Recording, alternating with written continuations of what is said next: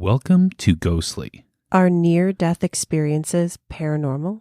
Ghostly is a podcast that comes out every other week. In each episode, we take a ghost story or paranormal event and look into its complete history. Rebecca then gives us evidence proving that the story is real. My job is to debate those pieces of evidence and get you, the listener, prepared to vote on if it's real or not. If you haven't yet, please hit that subscribe button. As always, we're your host. I'm Pat. And I'm Rebecca. What's been going on, Rebecca? Well, it's cold. It is really cold. Really, really cold. But I have, in fact, picked the next book for the Ghostly Book Club. Oh, yeah. Really? I'm very, very excited about it. So next month, we'll announce that. Okay. So... Like in the beginning of next month? I think so. I think towards the beginning of next month. Yeah. Because I want to give people time to...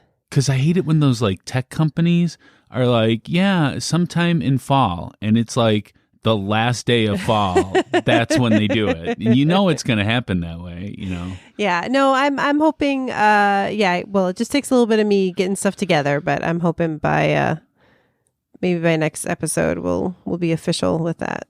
Cool. Well, you know, I've been doing something for Ghostly as well. Oh, yeah? I can't really divulge what it is yet, but it may bring another way that you can listen to Ghostly. Really? And maybe a couple of other paranormal shows as well. What? I'm just kind of putting it out there into the ether. I just don't want to actually say it yet. Yeah, till we get it. Yeah. Ready. So do we have any listener mail? We do have listener mail. Now, I want to say we did actually get a piece of listener mail through the mail, snail mail, this last week. And we're so excited about that. But I'm going to break the rule a little bit and do an email that we got last year that I've been saving because it's just too much related to this episode that we can't not do it with this episode. Well, I'm excited. So, and actually, but it's really long. This person has had a lot of paranormal experiences. So we will do the second half of this letter later. In a future episode. But not too far. But I wanted to get the big main story with this episode. Okay. So this is from Brian. All right. And he says, in 1972, I was 4 years old. I went on a family boating trip in the Chesapeake Bay. On the way home, we were struck head-on by a drunk driver on Bowers Hill in Virginia. 6 people died that day. Oh. The drunk driver and both of his passengers died. My mother, father, and eldest brother died that day too. Oh, my God. My other brother was blinded. Wow. I was rushed to the nearest hospital. I had a broken arm, a broken ankle, and a ruptured liver, along with many other cuts, scrapes, bruises, and lacerations. A ruptured liver? Yeah. Wow. I actually died on the operating table and was revived. I had a near-death experience. Wow. Yeah. Now, he says, of course, that experience can be explained by science, so we'll definitely explore that today. It was like every other NDE you have read about. Now, you're probably going to hear NDE a lot this episode. Yeah. Because it's just the shorthand for near-death experience. So if you're researching this topic, that's what you're going to you're going to see that a lot. All right. He says, I saw the tunnel, the light, and my body on the table. On that day, my aunt claims to have seen and had a conversation with my dead mother. She claims my mother was missing a hand and told my aunt not to touch her. They had a conversation. To this day, she will not tell us about the conversation. She gave my oldest sister the chair my dead mother sat in on that day. A man that was in a land dispute with my family claimed to have seen my mother on the day of her death in the road, which caused him to crash his car. My grandmother agreed to take care of the remaining family members, 2 sisters and a brother. While at my grandmother's home, the dead started visiting me. I was visited by my mother, father, and brother. We moved into my parents' home after the estate was settled. The dead kept visiting me. I would wake up with spirits lined up beside my bed. I just pulled the covers over my head and prayed. They would pull my covers off. They would sit on my bed, touch me, talk to me, and some of them would lay on top of me, Now, I also had night terrors, which can be explained by science. I would have encounters in the home. For example, everyone in the house would hear voices coming out of the attic. We would hear boxes crashing like someone was going crazy in the attic. We would check and everything would be in place. This happened on many occasions and was witnessed by at least 6 other people. Water faucets would turn on and lights too. My grandmother had to put deadbolt locks on the doors. I would have dreams of talking to the dead in the field by the stream at the house. In the morning, my grandmother would find the front door wide open and a trail of mud and leaves going to my bedroom. Yes, this could be contributed to sleepwalking. So I'm going to stop there. He has more. But I thought that was plenty for us to be getting on with today. Definitely. Wow. Well, thank you, Brian. We really appreciate it. Yeah. Thank you, Brian, for sharing that. That's a very traumatic event to have gone through. So if you've got a story, we want to hear it. Yeah, we actually need listener mail. We're running out. Yeah, I mean we've got a few more, but this is the time. Yes. For this coming year, we're looking for stories. And remember, it could be a ghost story or just a creepy thing that happened to you, something kind of unexplained. Yeah. Or something that seemed unexplained, but then later you figured out what the thing was. We like skeptic stories too. Yeah, absolutely. Right? They don't have to just be paranormal. Or, or if it could be something that happened to a family member, of course, get their permission. But we want to hear that. So email's probably the easiest, right? Yeah. info@ghostlypodcast.com, or just go to our website, ghostlypodcast.com, and fill out the contact us form. Or on there, you're going to find our phone number to leave a voicemail. 630-448-2138. Or you'll actually find our address to send us one of those physical pieces of mail. P.O. Box number 264 in Geneva, Illinois, 60134. There you go. And again, if you forget any of those things, just go to ghostlypodcast.com, scroll down to the bottom, and you'll see all of those ways to get to us. All right. So actually, you know what? I'm actually excited about the polls. You're excited about the polls? Yeah. Because I want to know. I want to know what people thought of the Hetfield and McCoys. I'm suspicious that you're excited. All right, let's take a look here. It says, in the last episode, we talked about the Hatfields and McCoys. I see.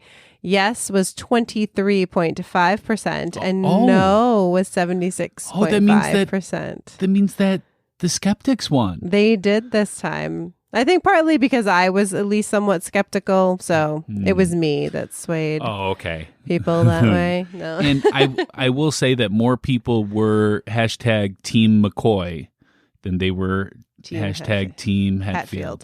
There was another option that we cannot talk about. I was going to say something that shall not be named. Yeah, exactly. It was a movie that we're not allowed to talk about. Right. That you could have been hashtag that movie. Team My. I can't say the other word. I was going to say, you're going too far here. You're getting dangerously close to something. Yeah, we are getting pretty close to talking about that again. And let's not. And then we have to go through all that. No. So, ever since I was a little kid, I was interested in 2 things. Okay. Do you know what they were? No. UFOs and near-death experiences. Interesting. I know, right? I was a creepy little kid to be into UFOs and near-death experiences. In fact, I used to watch like documentaries all the times on these things, and it would mean that I would be scared to sleep on my own. I remember actually a couple times going into my mother's room and sleeping on the floor. Just because I was too scared to sleep, by myself. So yeah, and that's when I was 32. No, I'm just kidding. But yeah, so I've been into it for a long time. It seems like if we're going to look into ghost stories, right, we should probably look into near-death experiences. Yeah, I mean, they are related. I mean, maybe. Maybe. It just seems only logical that at some point we need to look into the concept of death itself and explore what happens to us when we die. Yeah. Now, this episode is in no way trying to be religious. Every religion answers the question of what happens to us when we die. This is just looking into the physical aspect of death. And we will try to stop there before we take it to a religious end. But is there a supernatural or paranormal aspect of death? Yeah, I mean, I'm not going to say that some of the stories that we listen to today might not, like when you hear them, if you are of a particular religion, in your mind, you might attribute what the person experienced to what your religion says, and that's totally fine. But somebody else could be a different religion or, spiritual in some other way, and they hear the story and think of something else. So it's not about saying what these people are talking about, attributing it to any one particular religion or spiritualism or anything, that we're not going there. Yeah. It's more just the concept of what is it that these people see and kind of thinking about, is it something with the spirit or is it purely physical? Well, what I find really interesting about this too is that not everybody that dies and is brought back has a near-death experience. Correct. So, and it's actually, the numbers are, I mean, if you really look at some of the case studies, there's not many. But it's significant though. I mean, it's statistically significant. Not that it's not the majority. Yeah. But it's not like a minuscule amount either though. No, but it's like 10%. Which is, to me, pretty significant. Yeah. But I mean, it's just, to me, it's like startling that it's not all or nothing. Yeah. That is one thing that, I don't know, when I see that number, it makes me think, a little bit. Okay. Yeah. But I mean, I'm gonna be honest. I may be a little bit more of a believer in as far as this goes than regular ghost stories. Okay. All right. We're gonna We'll see. Speaking of ghost stories, Rebecca, do you have a ghost story? I do.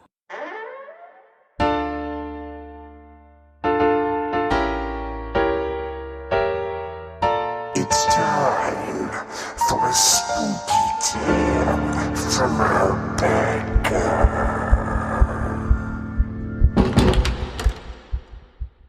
All right, let's hear it.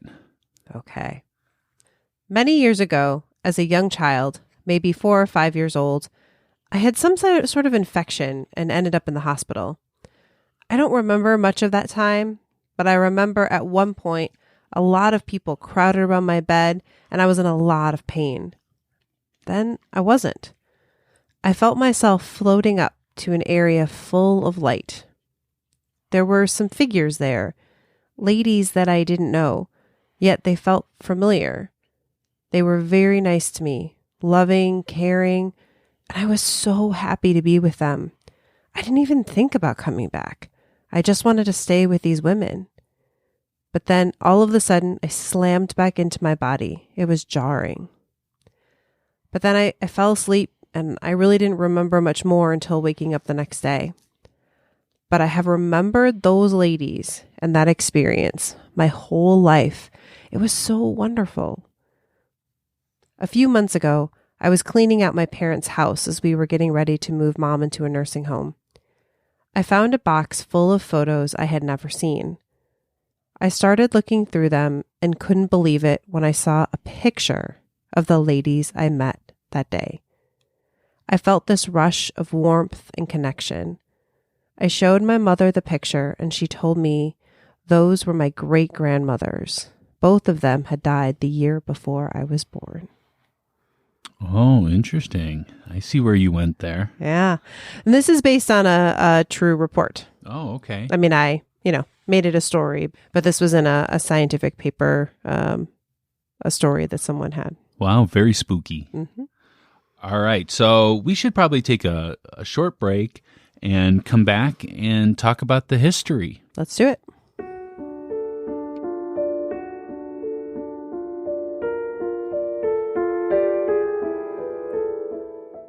Hey guys, what I've learned over the last couple years is the key to a really good podcast is two things: getting plenty of Apple Podcast reviews and lots of caffeine. You can help us with both of those. Head over to Apple Podcast, write us a review, and if you feel up to it, you could even buy us a cup of coffee. You can go to buymeacoffee.com/ghostlypodcast, or just go to ghostlypodcast.com and click on the Buy Us Coffee. You can sign up for a membership or a one-time donation to us. It would really be appreciated.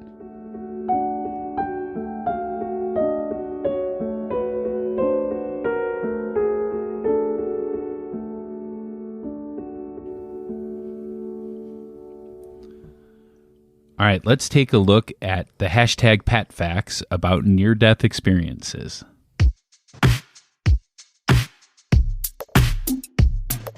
Pat's Facts. From a skeptic point of view. Pat's Facts. He presents it all to you. Pat's Facts. Facts. Pat facts. The first thing we need to do is come up with some kind of definition of what we are referring to when we talk about a near-death experience. So, what is a near-death experience to you, Rebecca? So it is something where a person technically dies, right? Where their heart stops, there's no brain movement or whatever it is. So they are dead for all intents and purposes. But then they are revived. And the time in between when they are clinically dead and when they are revived, they experience something that is consciousness, or where they're aware of things happening, but they shouldn't be because they're dead. Okay, that's actually really good. I put down what I would say is that the person would have to be clinically dead with no pulse. Okay. No respiration. Okay.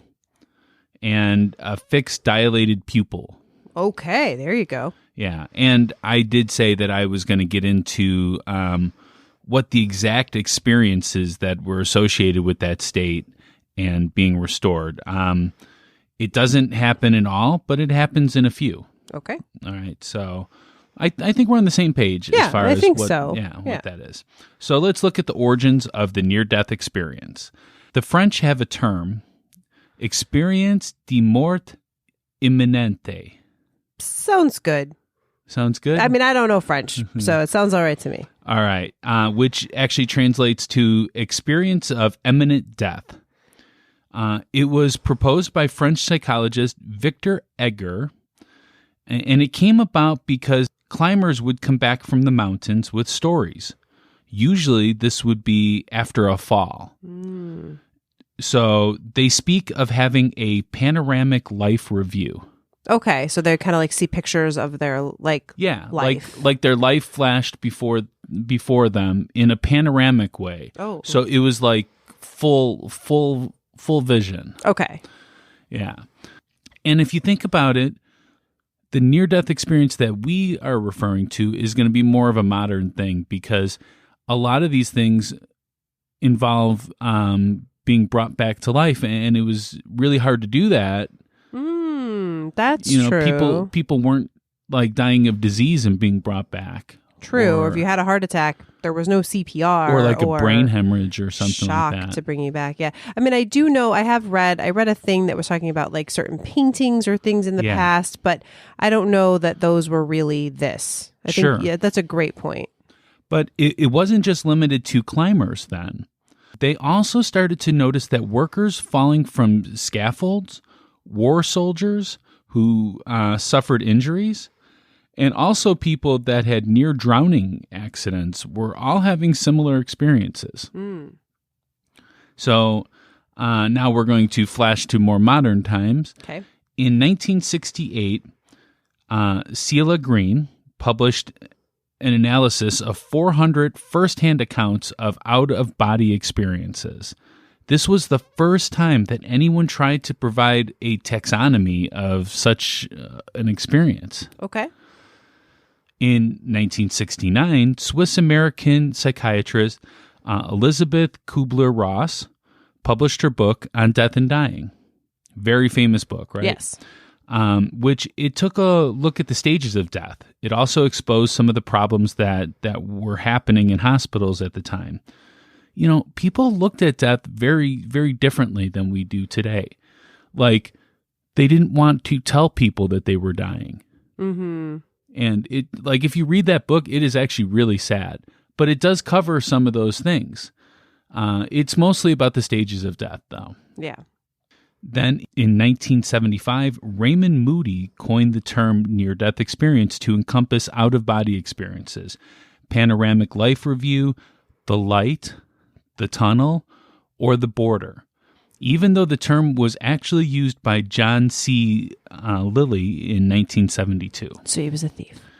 Well, he actually, he actually made that term mean more than it was. Gotcha. So there's common traits that have been reported by NDEs, and they are as follows.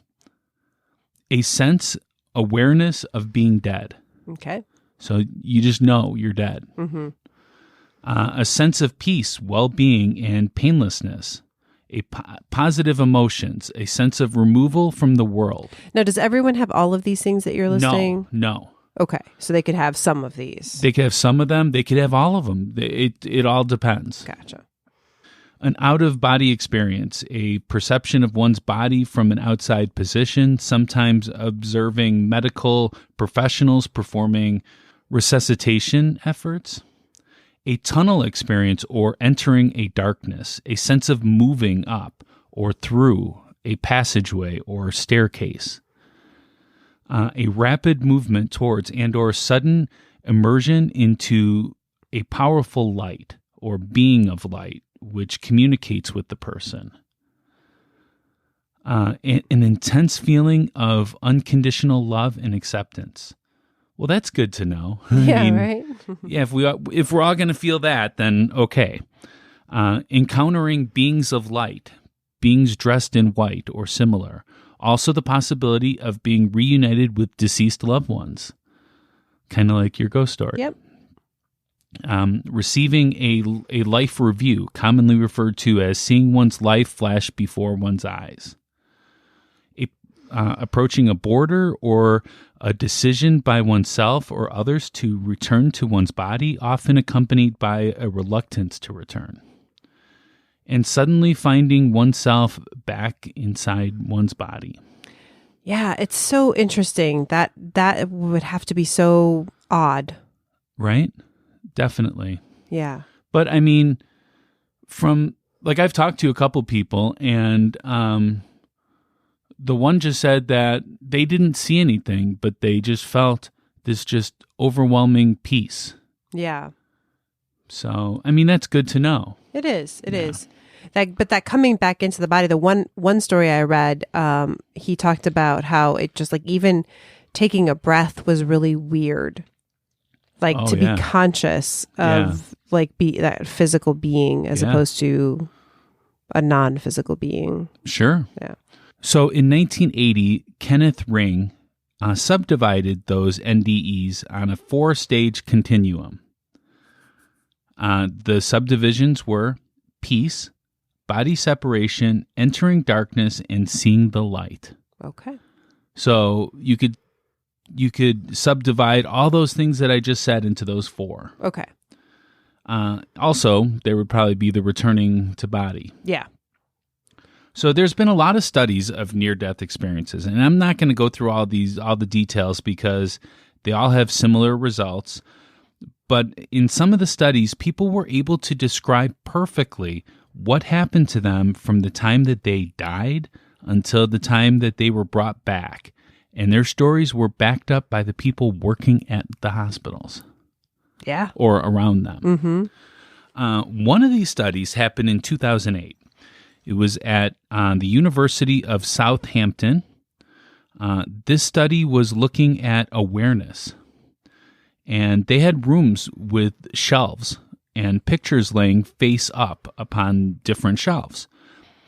Out of 2,060 cardiac arrest events, 101 people could complete a questionnaire after their encounter, and 9% of these were classified as near-death experiences because they were able to say what was on these pictures that were on these shelves. Oh, that were above where they were laying. Yeah, and they were face up, so you couldn't see it unless you were floating. Wow. Yeah, which is kind of a creepy study. Yeah. But I do want to say that as far as like Buddhist meditation, Buddhists have been able to have this near-death experience at a pre-planned point in time by doing meditation. Unlike traditional NDEs, participants were consciously aware of experiencing the meditation-induced NDE and retained control over its content and duration. The Dalai Lama has also asserted that experienced meditators can deliberately induce the NDE state during meditation, being able to recognize and sustain it. Interesting. Yeah. So when we're talking about stuff, when we're talking about the debate, I just want us to think about these Buddhist meditators that are able to put themselves into that state. Well, I wonder which state, like if it would be seeing beings, or is it more just the feeling of light and peace? Probably an outer body experience. Yeah. Interesting. Yeah. So that's all I have for the history. Do you have anything to add? No, I think you did a great job. I mean, I think it's something that, like I said, there's maybe a little bit of some history out there as far as going way back in time, but I think that your point about it really being something that people have started to take seriously, more modern, because there's just more stories about it, that have been coming up since we have life-saving medical things, so it's more possible. I do think one thing that we will talk a little bit about with the debate, there are negative NDE stories. Yes, there are. There are people, again, the classifications you gave are the standard ones. But there are people who come back and say they didn't feel peace. In fact, they felt horror. They felt, just more fear, confusion, negative experiences. Those are definitely more rare. Yeah. But that does happen, or is reported as well. Yeah. I mean, that's got to be scary. Yeah. I mean, there are some that are, kind of like lost souls, kind of negative things that are just really scary to think about. So, but like I said, most of them are positive. There's a lot of them out there. I mean, there are many books that you can read. I will mention a few as we go through some of the evidence, but there are as many stories out there as you can want to read. And I was surprised by how many studies there have been. I mean, I think you're right. The study you mentioned is actually pretty amazing. I think they're not always quite that scientific, with those pictures turned up and that kind of stuff. Well, they want to do another one too. Nice. Actually, they might have already started it. It would have been in 2017, but the results aren't published yet. Yeah, it takes a while for some of that stuff. Plus, we've been busy this past year with other research. But I was surprised by how much stuff came out last year in 2020. Yeah.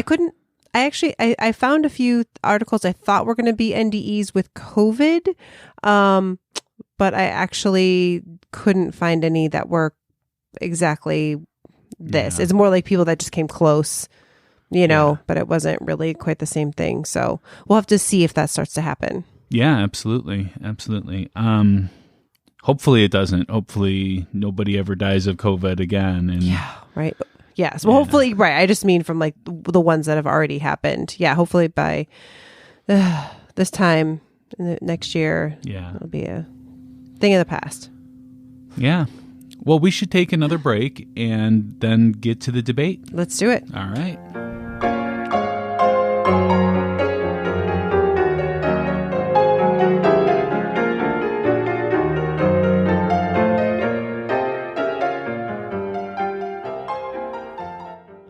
Hey, listeners, did you know there's a way to share with the world whether you're hashtag team believer or hashtag team skeptic, or for those who need it, hashtag team the middle? It's our store called Ghostly Gear. Yep, and we even have custom ghostly designs like microclimate or even the Easter Island Massacre or of the ghostly logo. just visit our Ghostly Gear store right on ghostlypodcast.com to order your t-shirt, hoodie, mug, mask, whatever. Okay. I think we got it. They just need to visit ghostlypodcast.com and click on Ghostly Gear to order right on the website and send us any ideas that you have for new merch. Exactly. Order your merch today and send us a pic of you in your ghostly gear.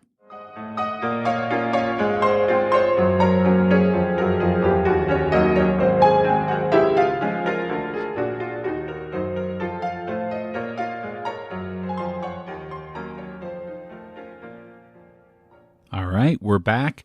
And before we begin into the debate, I just wanted to talk about a couple things. Okay. So,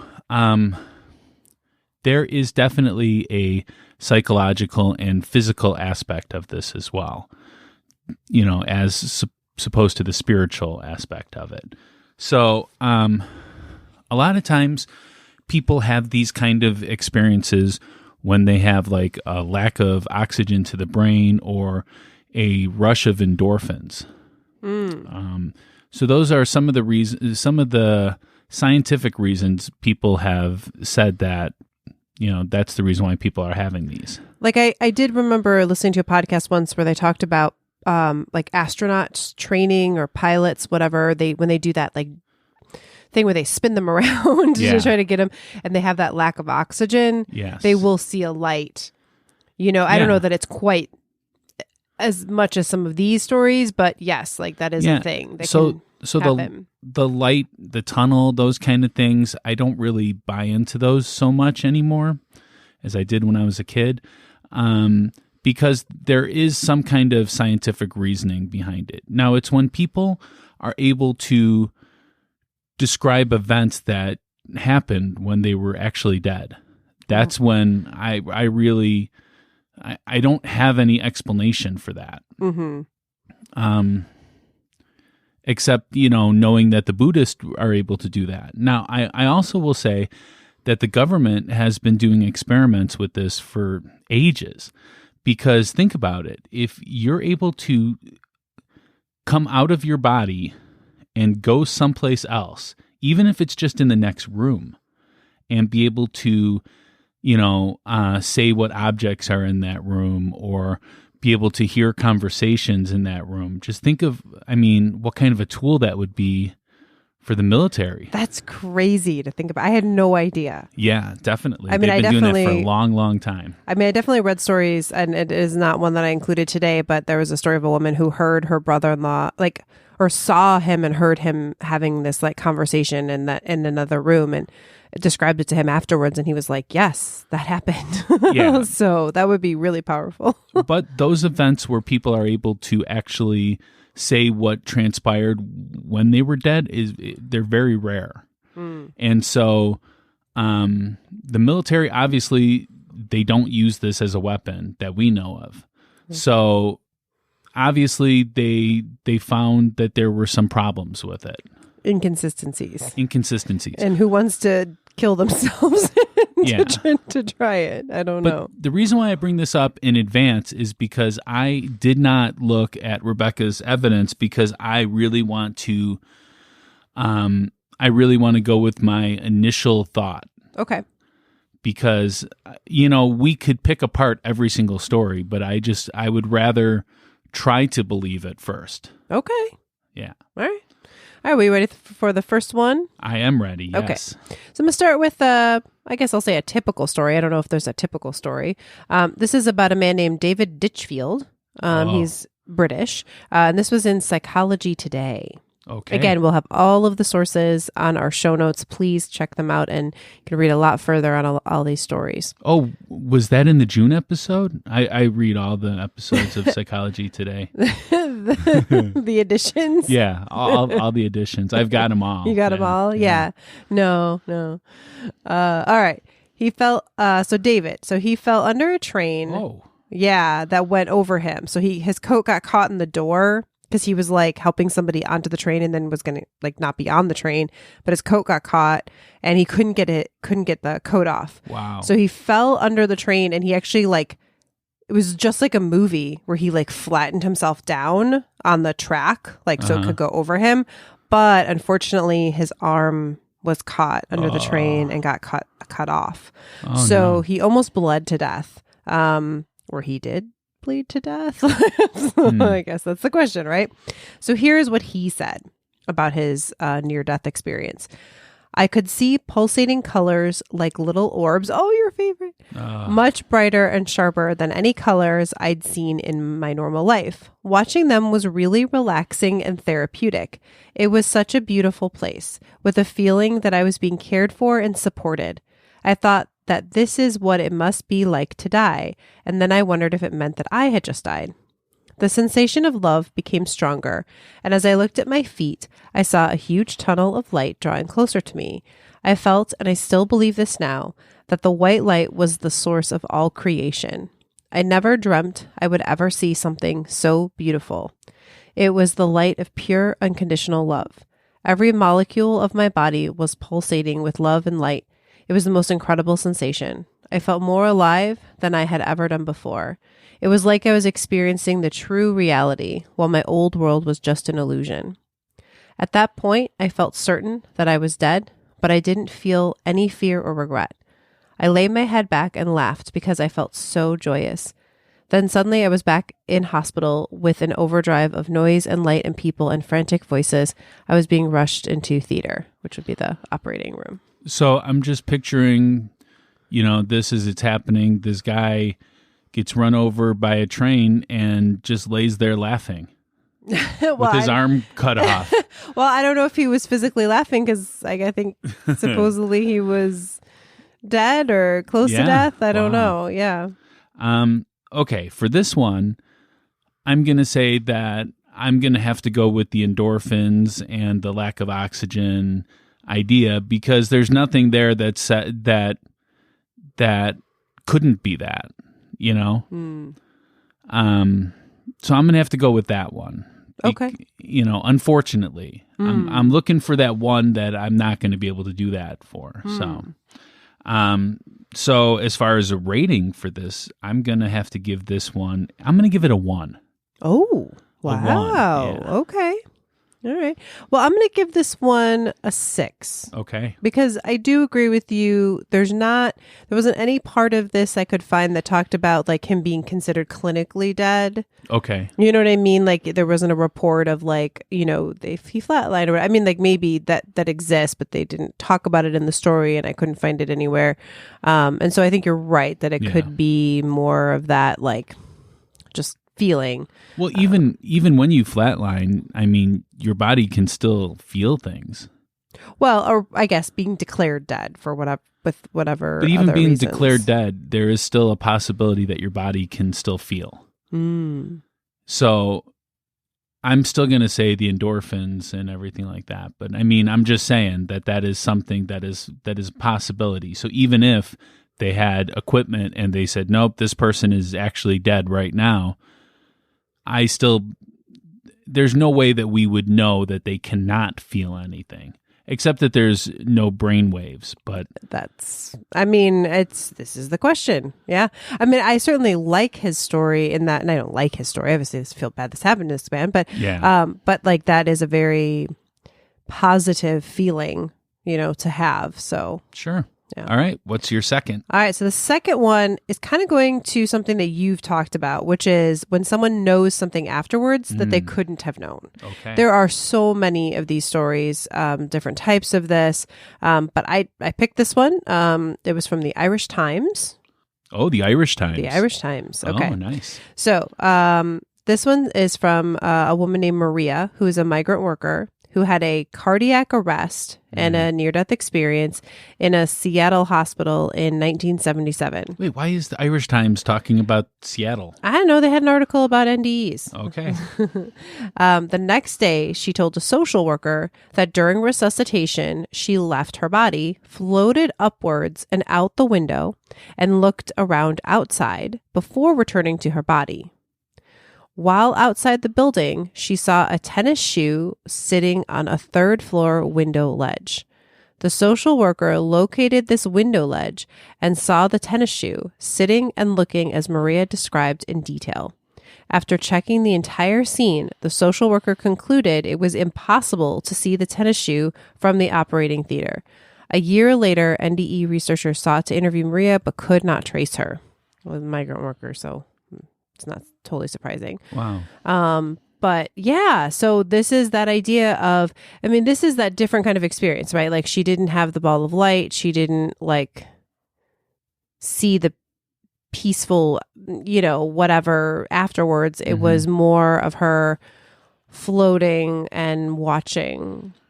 I mean, my only thought is that, so maybe when she was being wheeled in to the hospital and she wasn't in full cardiac arrest, I'm assuming, that she wasn't dead being brought in. I mean, the story kind of, I would like to ask some questions to this, but there is a possibility that she could have saw the shoe as she was coming in, I mean, from the ground. Maybe, but I don't know. I mean, it says they looked around and they couldn't figure out. I mean, if it's hard to see something up on a ledge on the third floor. I know. I'm just looking for any possibility, for there to be a scientific reason behind it. Gotcha. But this one is a little bit more convincing to me. I'm gonna have to give it a 4. Wow. I thought I had in my brain you were gonna maybe do 4. For me, it's an 8.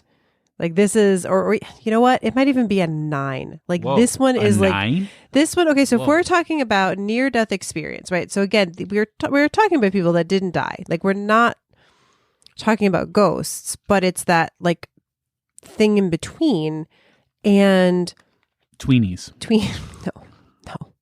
No. But that idea that there, that you could be, your spirit is separate from your physical body, and that you could be floating and looking around and seeing things, even though you're not in your body. I mean, can there be more evidence of like potential for ghosts? I don't know. So for me, I'm doing it 9 for this one for me. A solid 9. Solid 9. Wow. Yeah. I don't know if you've ever gone to a 9. I don't know either. This one is, and with this and the types of stories it represents to me are just really powerful. I don't think I've ever done a 4. No, I don't know. Maybe I have. I feel like I have before when I didn't have enough information. There was something I remember, a while ago. Yeah, I'm sure. But this is kind of the same thing. I wish I could ask her questions and to find out more information, to find out if there was any other possibilities. So that's why I'm going to have to go with a 4. Okay. All right. Yeah. All right. Next one. All right. So another story that you'll find less frequently, but there are still several of them that I have found. In fact, actually, I've recently started to watch to go on TikTok, which is, oh man, don't do it if you value your time in any way, shape, or form. You saw a near-death experience on TikTok? Yeah, well, there was a guy talking about this type of near-death experience. Was he talking about sea shanties too? Probably tag sea shanty on there because that's what they do. Anyways, it's wonderful and a time suck all in once. But anyways, so this is where a person is healed of a terminal or a long-term illness after their NDE. So this one is from today.com and it's about Anita Morjani. And she's got a book out there, so definitely look for that. She was diagnosed with lymphoma in 2002, and she was losing her battle. She was 85 pounds, multiple tumors in her brain, and from her brain to her abdomen. She went into a coma in February of 2006. Now, she says, by the way, that she's more spiritual than she is religious. And this is how she described her experience. I felt as though I was above my body. It was like I had a 360-degree peripheral vision of the whole area around, but not just in my room where my body was in, but beyond the room. She then said that she saw her father, and he told her, he said, I've gone as far as I can, and that if I go any further, I won't be able to turn back. but I felt I didn't want to turn back because it was so beautiful. It was just incredible because for the first time, all the pain had gone, all the discomfort had gone, all the fear was gone. I just felt so incredible. And I felt as though I was enveloped in this feeling of just love, unconditional love. But then she felt an incredible clarity, she said, and she knew she had to return and that if she did, she would heal very quickly. So she woke up. And within 4 days, her tumors shrunk by 70%, and her doctors were shocked, and she recovered. And she has talked about her experience since then. Okay, so wait, what did her father say? So her father said... Oh, he's gone as far as I can, and if I go any further, I won't be able to turn back. Yeah, he told her, this is her and talking. And then she said, but I felt I didn't want to turn back. Right. He was telling her, hey, don't go any further because if you do, you're not going to be able to turn back. Well, you blurred those two together, so... Sorry, it was me kind of quoting her, yeah. But not... So, does it make sense? Now I understand. Okay. Yeah, now I understand. So this is a hard one. I'm really thankful that she healed. But there's no way that we would know that she wouldn't have healed had she not have died at that moment, So I can't really say anything as far as a rating goes. I'm going to have to give it like a 2 because I can't say for sure, had she not, would she not have recovered? Does that make sense? It does. No, I know what you're saying. Right. I mean, it's not a controlled study where you have a version of her yeah, exactly. that didn't have the NDE and one that did. But I mean, I don't know if the NDE was what necessarily made her recover. Or if it was, she would have recovered anyways. Gotcha. Okay, so for me, this is a 7. I'm feeling... A slithering 7? A 7. Because I feel like... and again, this is where we kind of get into that religion thing where I don't know, I don't want to, there's a lot of different thoughts about that, but, that feeling where it was like, no, you need to go back, that there's more for you to do. That's what a lot of people feel when they have these things happen. And the fact that, here's the thing. If it was like she came back and after another year or 2 of grueling treatment, she recovered, that would be one thing. But the fact that within 4 days, her tumors had already shrunk by 70% is quite amazing to me. And I think that's what pushes it more into the believable for me. Well, I will tell you this. When I was in Boy Scouts, when I was a wee little lad, I went to this event where they had a raffle and I bought a ticket and I knew I was going to win. And I did. I won a basketball and I just knew it the whole time. I was like, well, I knew I was going to win. And I felt that was, me predicting that I was going to win. Well, several times since then, I have done scratch tickets or whatever, and I've had that feeling where I'm just like, I know I'm going to win, and I didn't win. So me knowing I was going to win and I won that time, if that had been what if that would have been the only time I ever had that feeling, I would have went on to believe that, no, I predicted I was going to win that. Not that I just guessed. And I just had a nervous feeling. So I'm just saying that she thinking that, she said something about that she would heal very quickly.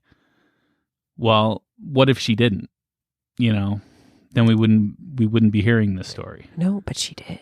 But how many people, it just could be a coincidence. I see. Yeah. Right. She could have won the basketball. That's why it's a 7 to me and not a 10, because I'm open. Not a 9. Not a 9, because I'm open to the possibility of that. Okay. All right. You ready for the next one? Yep. All right. So this one's a negative one. I did want to mention one of those in here. Again, these are less frequent, but they do happen. And to be honest, this one isn't great, but man, there are some really scary ones. So if you want to look those up, feel free. Yeah, and if you don't feel that you can handle this, you might want to fast forward a little bit. Yeah.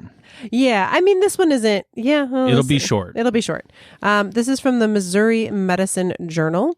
A man who was attacked by a hitchhiker felt himself rise out of his body. Quote, I suddenly was surrounded by total blackness, floating in nothing but black space with no up, no down, left or right. What seemed like an eternity went by.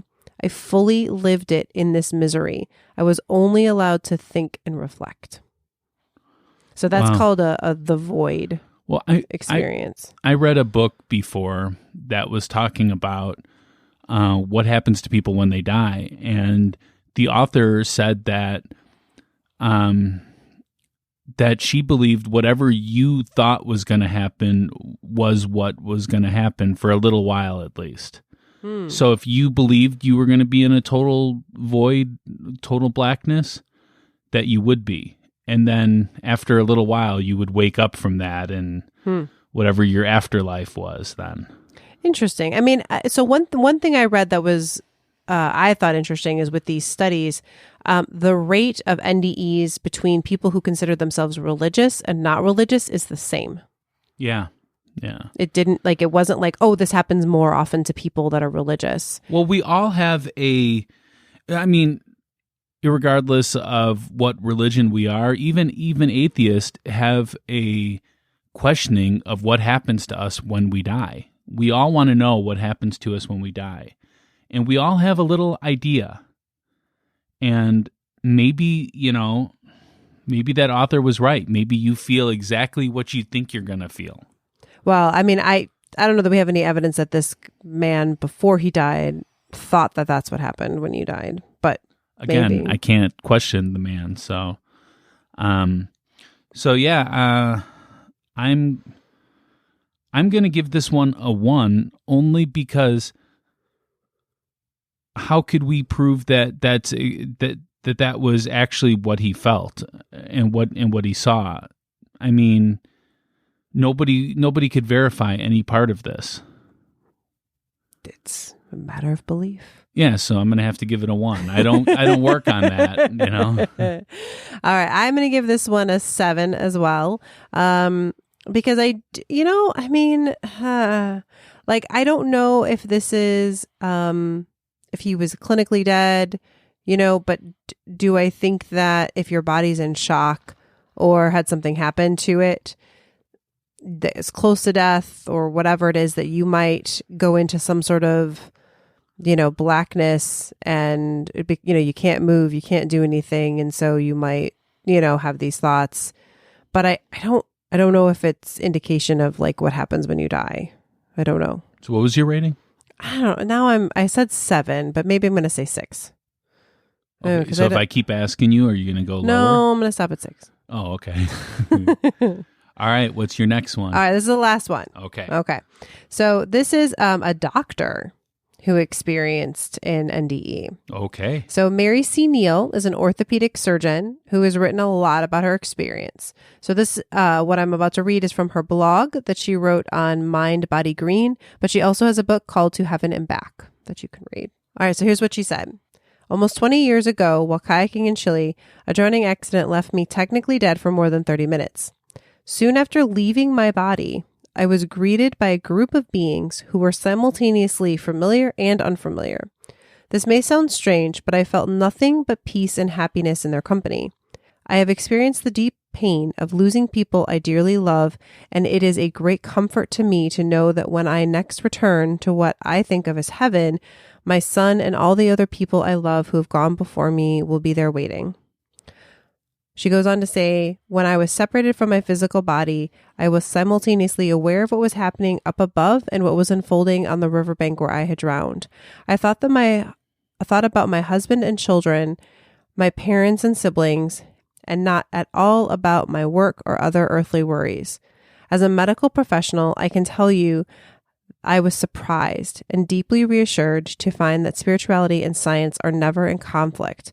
I was surprised, too, by my utter serenity as life left my body, and even more so by my lack of desire to return to Earth. Well, I mean, again, I just have like a lot of questions. How did she return? I mean, how do we, like she said technically dead. She didn't say clinically dead or anything like that. So I'm just wondering how she knows she was dead and how she returned. Well, she's a doctor, so I read about this I didn't read her book, so my guess is she goes into more detail in her book. But she did appear in a study as well with another doctor who had an NDE, and both of them like later looked at their medical records. Okay. And like could they know what they're looking at, so they could see that they were dead. Obviously resuscitation efforts were being done for her. So there's that. But again, this is one of those kind of things that I believe could have just been the endorphins, or could have just been the lack of oxygen. It could have been something that could be explained scientifically versus going to a metaphysical area where we're talking about, existence of life after death. I mean, so I have a tough time with this one because it could have been something, but I have no way of knowing that. No. It doesn't prove anything. It doesn't, like the one with the shoe, that's the one where I'm like, okay, you're onto something there. But this one, I don't feel the same way about. I think for me, this one was more persuasive because she's a doctor, and one that a person that maybe, would be more likely to, you would think, attribute what happened to her to the scientific reason. And the fact that she was able to, really describe a lot of different things that happened to her, and that she felt like this didn't go against her science. That she's like, hey, there's science and we know this much, but then there comes a point where as science we can't know. And so that I don't, that she didn't find them in conflict. And I that spoke to me. Okay. Well, that'll give her a 2 for me, but that's as high as I can go for something like this. Okay. Well, I'm giving this one a 7. A 7. Yeah, okay. This one's definitely getting a 7. It just, to me, it has no impact on life at all. So, okay. Yeah. Okay, so what would you give your overall rating? So my overall rating for the near-death experience is, I'm going to say a 7.5. I'm gonna put it up a little bit. Actually, you know what? What? I'm going to say an 8. Yeah, I was going to say, we don't usually give halves. No, I'm doing an 8 because, I picked a lot of different, I tried to do a variety of stories, but when you read all of these stories, it is just really difficult to not believe for me. There's just Absolutely. so much evidence out there. Well, we really want to believe, right? Like, I want to believe this. Yeah. I want to. And that's why I'm going to give it my highest rating ever of a 3. Whoa, people. Highest Pat overall just rating of a gave 3. An overall rating of a 3. That is the highest I've ever gone. Are you sure? With one of those. I think so. I'm not sure. Yeah, but I think it's if it's either equal I should to. start keeping track of these things. Well, don't we have them out there somewhere? No. Oh, No. I guess not. No, we have who wins the polls Yeah. that you can have access to, I think, right? Yeah, so I'm going to go as high as a 3. Okay. But it's probably just because of my desire. My desire to have this. I mean, wouldn't it be great if this is real? Yeah. So that's why I'm going to go with 3, but that's my desire that's playing that aspect. I should probably give it a 1 or a 0, but I'm going to go 3. Okay. What did you give? I gave an 8. You gave an 8. Yeah. Okay. All right. So that brings us to our closing argument. This is our last chance to convince you to vote our way. We are each given 1 minute of uninterrupted time, and we will time each other on our cell phones to keep Rebecca honest. Hey. Rebecca, are you ready? Yeah. All right. Here we go.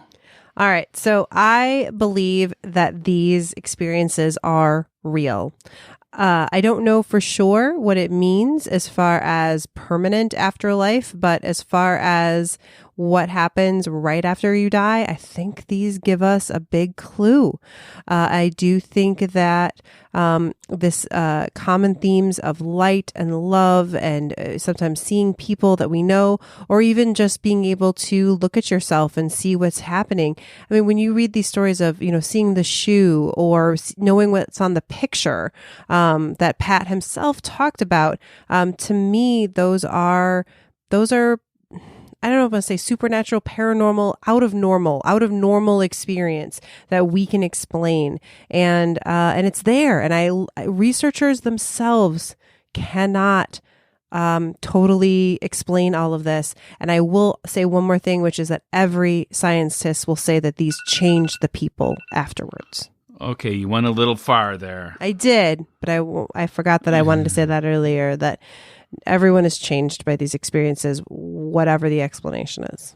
Okay. All right, you ready? Yes, I am. Okay, and go. Okay, so unfortunately with the evidence, there was only one thing that I found to be anything beyond superficial, and that was the thing about the shoe. Those are the kind of things that get me, like the awareness study, that one, that's just so bizarre that they're able to figure that out, and I can't scientifically put a reasoning behind it. Everything else, there's scientific reasoning. So I'm basing everything upon that one particular piece of evidence that Rebecca had that was beyond the normal, if for lack of a better term. But besides that, I feel that all of this is just not real. It's explainable. You're not supposed to comment during my 1 minute. I'm done though. So sorry. All right.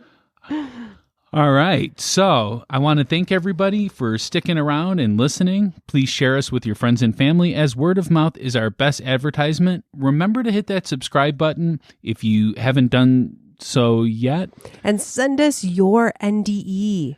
Yeah, definitely. I would love to hear it, Yeah. Especially if it involves things that you know that you shouldn't have known. Yes. Those are the kind that I really, really like. So also, if you're on YouTube, make sure that you hit that like button, smash that like button. That's what the people say. Yeah. Smash that button. We will be talking about the Stanley Hotel in our next episode. What was the Stanley Hotel in? So the Stanley Hotel is the real hotel behind the book and movie The Shining. Ooh. And that was with Jack Nicholson, right? Jack Nicholson, yeah. And Shelley Duvall. Nice. I am so excited for this episode, and we have some amazing stories. You know what? I don't even remember ever seeing that movie. Oh, well, I guess we'll have to watch it. Yeah, Is I that think what so. you're saying? So that will come out in the next episode on March 3rd. Nice. Until then, stay ghostly. Bye.